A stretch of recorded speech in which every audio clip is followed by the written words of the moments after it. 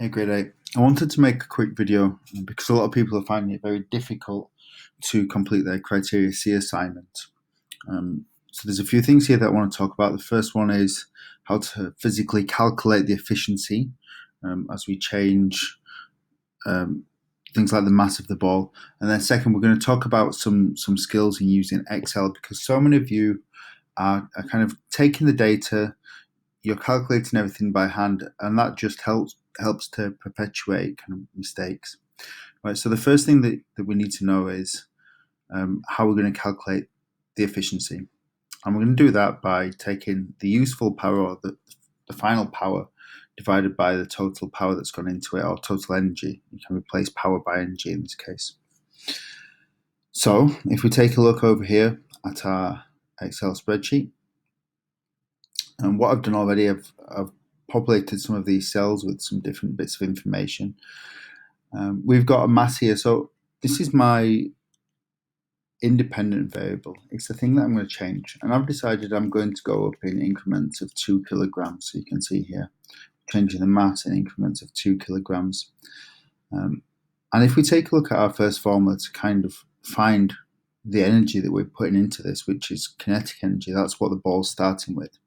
We need to have a mass and a velocity.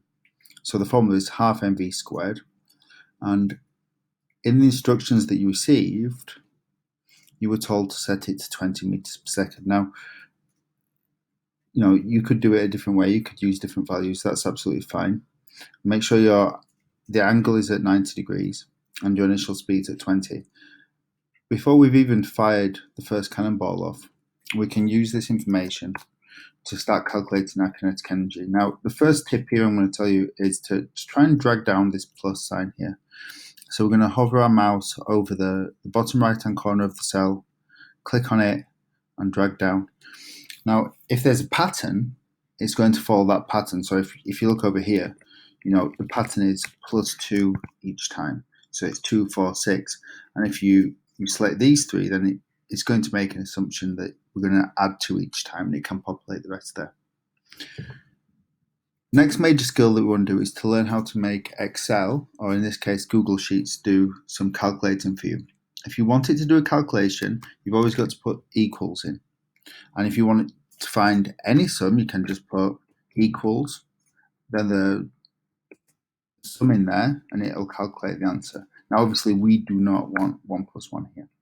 So we know that the formula is half mv squared, so that's 0.5 times our mass, and we can click on the cell here, times, and it's going to be v squared. So there's a few ways we can do this. We can type 20 and to the power 2. We could type 20 times 20, but this should be absolutely fine. And we find that it's 400. So as I drag this down, because the mass is increased, we can see that our initial energy is increased. The next thing we need to do is we need to calculate the potential energy that we end up with at the end of firing this object. So I'm just going to go over to the simulation that we're running here, and I'm just going to change all of the parameters to exactly what we should have. So first of all, 2 kilograms. I'm going to set the diameter of the ball all the way up to 1. I'm going to keep gravity the same. Air resistance. Now, air resistance is a bit strange here. When we drag this, we're just changing the height. So we want to keep this at what is essentially sea level by being 0 meters. 90 degrees there. If I fire a cannonball, it goes up into the air, and we can see where it's reached the maximum here. That maximum denoted by a little green dot. Okay, so we've got a bit of information. I've seen people recording things like time. We don't need you to do that. Certainly don't need you to record range, but we do need the height. So 7.38 is our height. I'm just going to pop that in here, 7.38. And we're going to repeat that. So we're going to do it again when mass is 2. Just go here. So I'm going to double that up. Let's move it slow. So we're going to move it up to 4 kilograms. There. Fire the cannonball, and you see this time it's gone higher. 10.39. So again, just going to fill in there, 10.39. And you can see where we're going to go. I'm just going to collect one more piece of data. so that we can draw a very small graph as an example. Now, obviously, you're going to be getting a lot more data than I'm getting.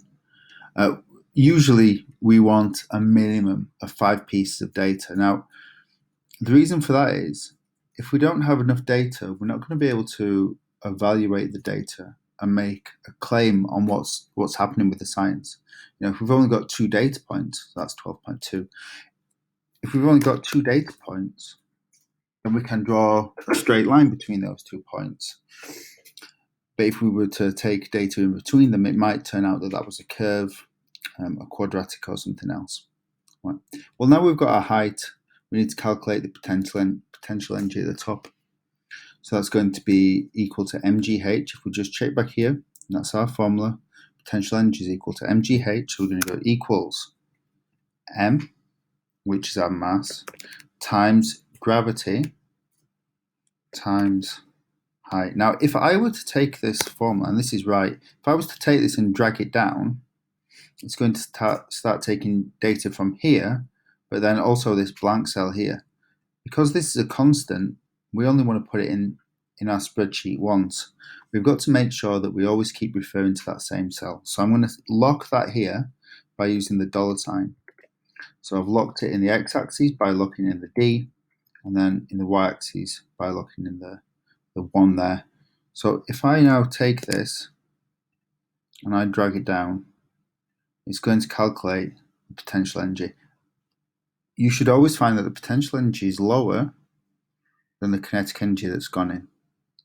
All right. Now, again, you can drag this all the way down, and once you've got your data here, whatever it is, you're going to start getting all the things that you need to calculate that. The last thing that we need is our efficiency, because remember, criteria C is all about calculating the efficiency compared to the mass. So efficiency, I'm just going to check back here with our formulas, is the useful energy or the useful power output divided by the total. Well, the total is what went in, and the useful is the potential in this case. So we're going to do potential energy divided by total energy. Now, if I just enter this, what we've got here is a fraction. So you can multiply it by 100. Now, these are a function, a way to do that in sheets. We're not going to go through that. Instead, I'm just going to multiply it by 100 directly. What you might have found when you did this, by the way, was that you got some kind of really high numbers of decimal places. Let me just show you how you can reduce the number of decimal places. You highlight the cells that you want, go to Insert, you go to Format, Number, and then this is a number. If you do regular number, it's going to end up as two decimal places. Well, you might not always want 2 decimal places. So what I did, I set it to 1 decimal place. I could make it more by applying it like that. You can see I've got more decimal places. But my data doesn't allow me to be that accurate. So I'm going to just change that back to what it was, 1 decimal place. Right. So I'm going to take this, hover my mouse over the bottom right-hand corner, drag down the square, and it's going to calculate the energy efficiency here. You guys should have found exactly the same data. Remember, this is a simulation. Because it's simulation, we're all getting the same numbers. I put up another video without any audio about how to do this graph. But if you didn't watch that, then let me just show you right now. We're going to highlight what goes on our x-axis and what goes on our y-axis. I'm doing that by holding down the command button, then dragging down through the cells that I want. Now that I've got these highlighted, I can insert, then insert a chart, and it's probably going to give me a bar chart. Yeah, it did. That's not what I want. We're going to change our bar chart to a scatter chart just there.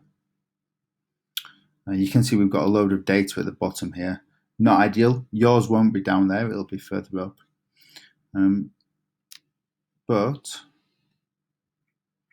if we just move that up here, I'm going to change a few things about this.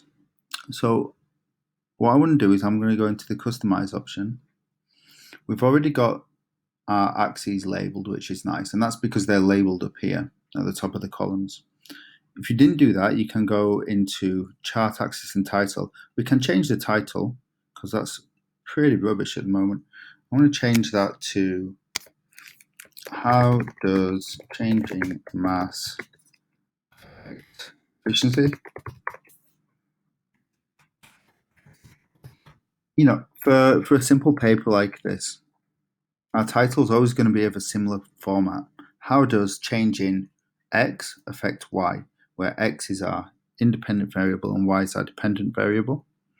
If I want to change my x-axis, I could do that and just go, horizontal axis, and I could change the name of it there. I don't want to do that. I don't like having these big blue dots. I think they're not accurate enough. So I like to go for an X, and I'm going to also put a trend line on here. Now, my trend line is going to come out looking terrible, and that's because I don't have all my data yet. I'm sure you guys are going to have all your data. So you're going to populate all this down here with actual data. But for sake of just showing you how to go about this, I'm going to put in a trend line. And a trend line, or a line of best fit, doesn't always have to be linear.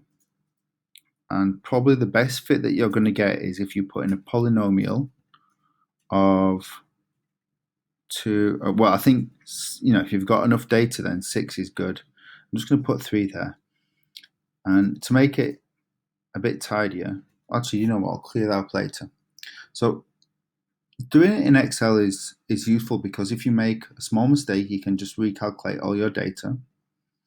But as well as that, you can link this directly into your paper. So let's imagine here, this is my paper and I want to put in a chart.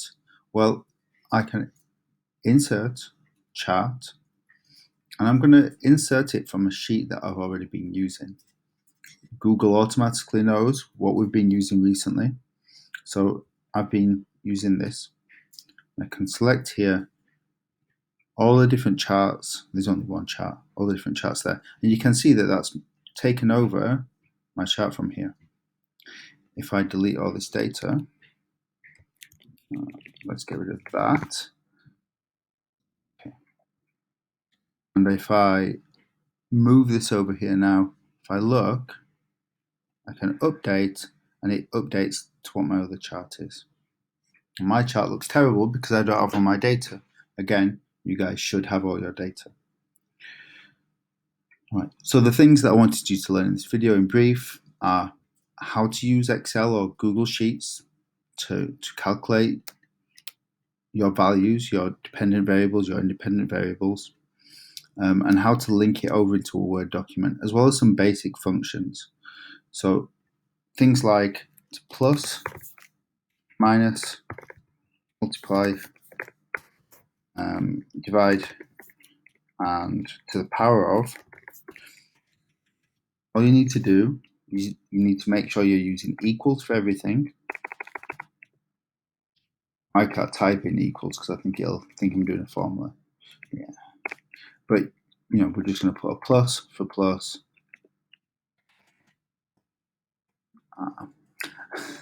It's not letting me write in here.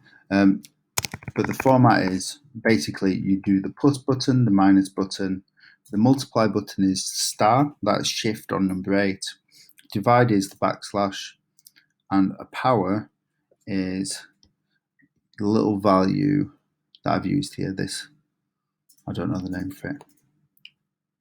Okay, so an awful lot of information there for you to take in, but hopefully you found that useful, and you should be able to get some really good information and data down to help you out with this criteria seed that you're doing. I know this video was long format, but there was no other way to really go about it. All right, good luck, goodbye.